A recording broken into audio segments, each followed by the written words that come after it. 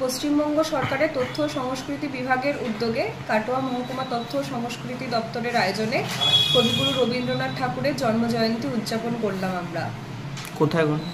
আমরা শ্রীখণ্ড গ্রামের দেবকুণ্ডু বলে একটি জায়গা আছে, সেখানে বিশ্ববন্ধু সেবাশ্রম একটা মিশন সেখানে করেছি। সেই মিশনে আদিবাসী, অসহায়, দুস্থ বাচ্চারা, অনাথ বাচ্চাও আছে, প্রায় শতাধিক বাচ্চা, তাদের সাথে আমরা এই অনুষ্ঠানটি উদযাপন করেছি। কি কি অনুষ্ঠান করলেন আপনারা? কবিগুরুর প্রতিকৃতিতে মাল্যদান হলো, মাননীয় মহকুমা শাসক আমাদের কাটোয়ার তিনি মাল্যদান করেন। তাছাড়াও ওখানকার যিনি অধ্যক্ষ আছেন তিনি মাল্যদান করেছেন। আমি ছিলাম এবং আমাদের অফিসের সমস্ত স্টাফেরা ছিলেন, তারা মাল্যদান করেন। বাচ্চারা পুষ্পার্ঘ্য নিবেদন করে কবিগুরুর পায়ে। প্রথমে মাল্যদান দিয়ে শুরু হয়, তারপরে উদ্বোধনী সঙ্গীত এবং আস্তে আস্তে কবিগুরুর স্বরচিত কেউ কেউ কবিতা লিখেছেন কবিগুরুর উদ্দেশ্যে। বাচ্চারা নাচ, গান ইত্যাদির মাধ্যমে কবিগুরুকে স্মরণ করেন, আলোচনা সভা হয়।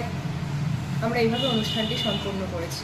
এই যে অনুষ্ঠানগুলো করার এর গুরুত্বটা কতটা আপনার বলে মনে হয়? কবিগুরু বিশ্বকবি রবীন্দ্রনাথ ঠাকুর, তিনি তো আমাদের বাঙালির অন্তরে আছেন, বাঙালির মননে আছেন, চিন্তায় আছেন। কবিগুরুকে ছাড়া একটি দিনও আমরা সম্পন্ন করতে পারি না। কবিগুরু আমাদের কাছে ঠাকুর।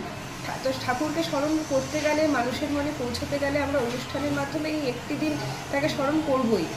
এটা বাঙালির উৎসব। রবীন্দ্র জয়ন্তী আমাদের কাছে উৎসবের মতোই পালিত হয়।